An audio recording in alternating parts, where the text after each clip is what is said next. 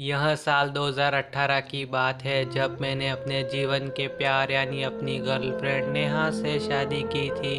हम दोनों ने करीब 5 साल तक एक दूसरे को डेट किया था, जिसके बाद एक दिन मैंने उसे बहुत ही रोमांटिक तरीके से प्रपोज करके शादी के लिए मना लिया।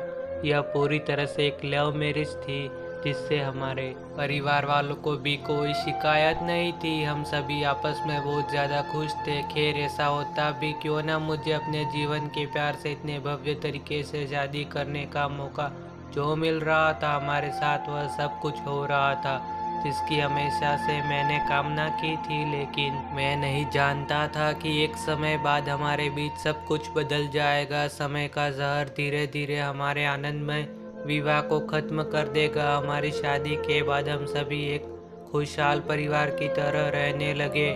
नेहा को हर कोई प्यार करता है, वह हमारे परिवार की स्टार है। मेरी माँ से लेकर मेरे रिश्तेदारों तक हर कोई उसकी एक प्यारी बहू के रूप में प्रशंसा करते नहीं थकते हैं।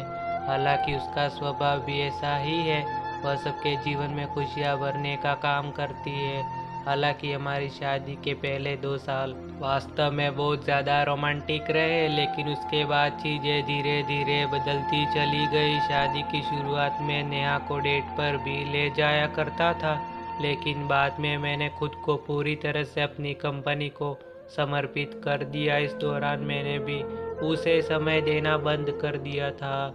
मैं अपने काम में इतना तल्लीन हो गया था कि मैं भूल गया था कि अब मैं एक शादीशुदा मर्द हूँ। लेकिन यह भी सच है कि मैं उससे बहुत प्यार करता था।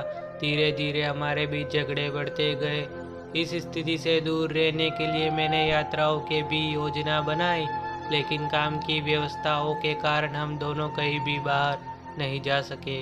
एक दिन ऐसा आया कि हमारे बीच बहुत ज़्यादा झगड़ा बढ़ गया। तब मुझे एहसास हुआ कि मेरा काम हमारे रिश्ते में बाधा डाल रहा है। लेकिन मुझे इस दौरान बुरा लग रहा था कि वह मुझे पहले की तरह प्रेरित क्यों नहीं कर रही, वह मुझसे इतना दूर क्यों रहने लगी। इसी बीच एक दिन मेरे दोस्त ने मुझे फ़ोन किया और मुझसे कहा कि नेहा अक्सर एक लड़के के साथ कैफ़े में दिखती है। यह सुनने के बाद मैं पूरी तरह से चौंक गया। ऐसा इसलिए क्योंकि नेहा बिल्कुल भी ऐसी लड़की नहीं है जो किसी दूसरे इंसान के लिए मुझे छोड़ देगी। वह हमारी शादी को कभी भी तोड़ना नहीं चाहती है।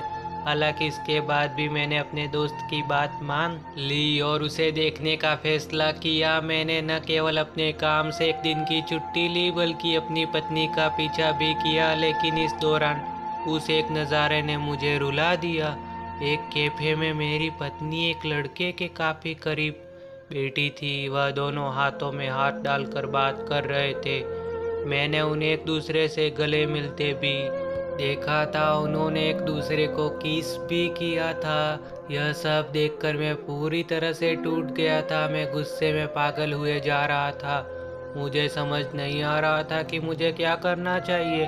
मैं उससे बात करने के लिए गुस्से में घर गया, लेकिन जैसे ही मैंने दरवाज़ा खोला तो मैंने देखा कि वह मेरे पिता की पैरों की मालिश कर रही है। उस नज़ारे ने मुझे नरम कर दिया। वो अब भी वही नेहा थी जिससे मैंने सबसे ज़्यादा प्यार किया था।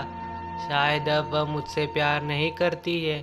मुझे देखकर एकदम लड़खड़ा गया। मुझे समझ नहीं आया क्या मुझे उससे सवाल करना चाहिए या नहीं।